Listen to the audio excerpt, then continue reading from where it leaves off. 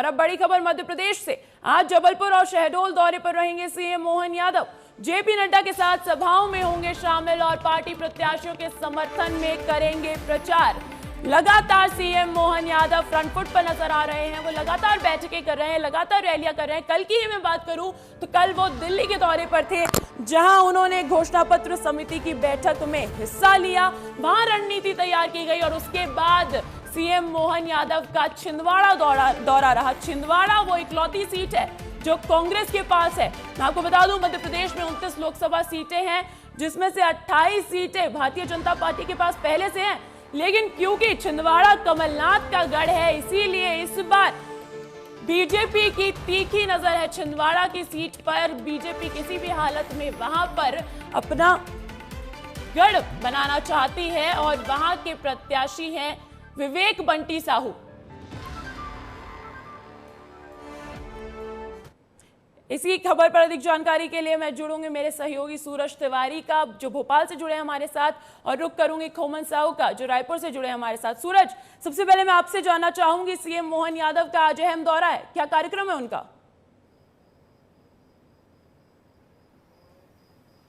जी देखिए, सीएम मोहन यादव का अंजलि लगातार चुनावी दौरे सीएम मोहन यादव कर रहे हैं। आज अभी वो छिंदवाड़ा में है। छिंदवाड़ा से 9:30 बजे के करीब वो रीवा के लिए प्रस्थान निकलेंगे और रीवा में जो प्रत्याशी हैं भाजपा के जनार्दन मिश्रा, उनके नामांकन रैली में शामिल होंगे। जनार्दन मिश्रा आज नामांकन करेंगे। दूसरे चरण में रीवा में चुनाव है।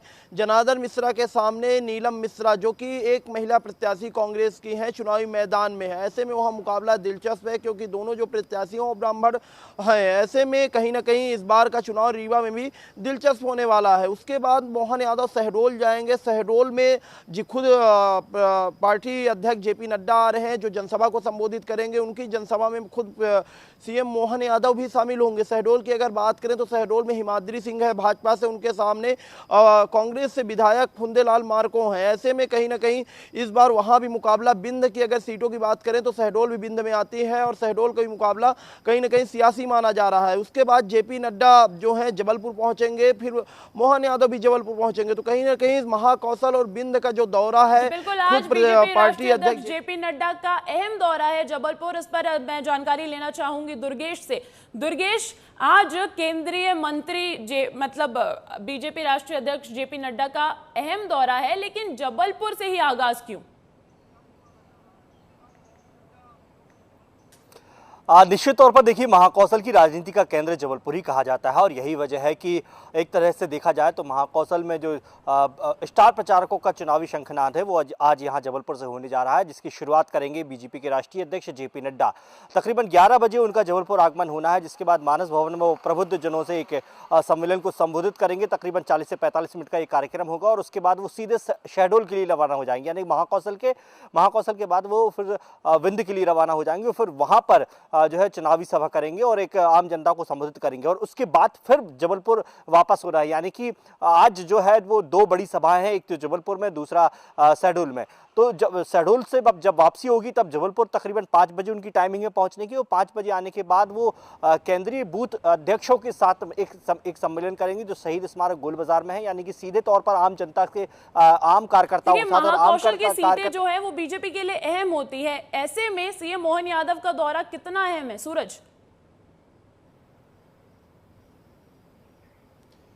जी देखिए, लगातार मोहन यादव चुनावी दौरे कर रहे हैं। ऐसे में कहीं ना कहीं जब जेपी नड्डा आ रहे हों और सीएम मोहन यादव खुद महाकौशल में पहुंच रहे हों, जबलपुर में पहुंच रहे हों, तो दौरा अहम हो जाता है। क्योंकि अगर जबलपुर की सियासी सीट की बात करें तो जैसा कि हमारे सहयोगी ने बताया कि महाकौशल में जो महत्वपूर्ण सीट आती है, जबलपुर एक महत्वपूर्ण सीट मानी जाती है। भाजपा के लिहाज से भी वो बहुत अत्यंत महत्वपूर्ण है, क्योंकि वहाँ से जो राकेश सिंह है लगातार सांसद बनते आ रहे थे, लेकिन इस बार वो विधायक बने, मंत्री बने। ऐसे में राकेश सिंह के स्थान पर आशीष दुबे को टिकट दिया गया है और कांग्रेस से दिनेश यादव है। अब जेपी नड्डा जब आएंगे, खुद मोहन यादव रहेंगे, तो कहीं ना कहीं ओबीसी वोट बैंक फैक्टर के लिए भी मोहन यादव का लगातार उन सीटों पर ज्यादा दौरे हो रहे हैं जहां पर ओबीसी वोट बैंक ज्यादा है।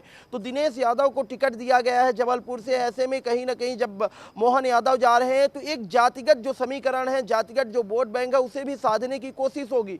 खुद जेपी नड्डा प्रचार प्रसार की शुरुआत कर रहे हैं। मध्य प्रदेश से वो अभियान की शुरुआत कर रहे हैं।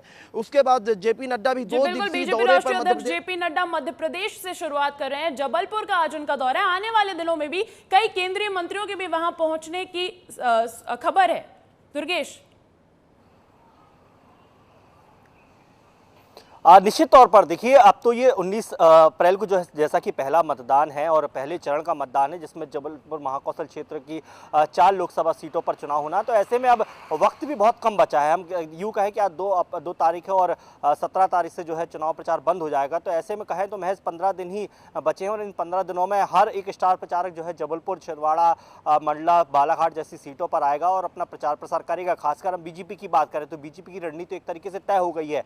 आज जेपी नड्डा आ रहे हैं, उनके साथ मुख्यमंत्री मोहन यादव आ रहे हैं। लगातार वो कार्यकर्ताओं से संबोधित करेंगे। जैसा कि मैं कह रहा था कि आम कार्यकर्ता जो बूथ मजबूत बनाने के लिए काम करता है, उससे सीधा संवाद करेंगे। इसके बाद जो क्लस्टर प्रभारी हैं, जो इस बार एक नया पैटर्न अपनाया था, बीजेपी ने क्लस्टर बनाए थे हर एक लोकसभा के, और वहां पर जो प्रभारी नियुक्त किए गए थे, तो उनके साथ रानीताल जो बीजेपी का संभागीय कार्यालय वहां पर बैठक करेंगे। यानी कि हर एक पहलू को छूने की यहाँ पर कोशिश करेंगे जेपी नड्डा और सीधे तौर पर आम आदमी और आम कार्यकर्ता से के साथ बातचीत करेंगे। उसके साथ पद्मश्री जो डॉक्टर MC डावर हैं, उनके साथ उनके घर जाकर भी जेपी नड्डा जो है उनसे सप्रेम भेंट करेंगे। एक डॉक्टर हैं जबलपुर के, बड़े प्रसिद्ध हैं, महज 10 रुपए में जो है वो आज भी इलाज कर रहे हैं और इसीलिए उन्हें पद्मश्री से नवाजा गया था। तो उनके घर जाकर उनसे मुलाकात करेंगे। बीजेपी का जो संकल्प है अब की बार 400 पार, उसमें बीजेपी जानती है कि एक सीट पर काम करना पड़ेगा। बहुत बहुत शुक्रिया सूरज, बहुत बहुत शुक्रिया दुर्गेश तमाम जानकारी के लिए।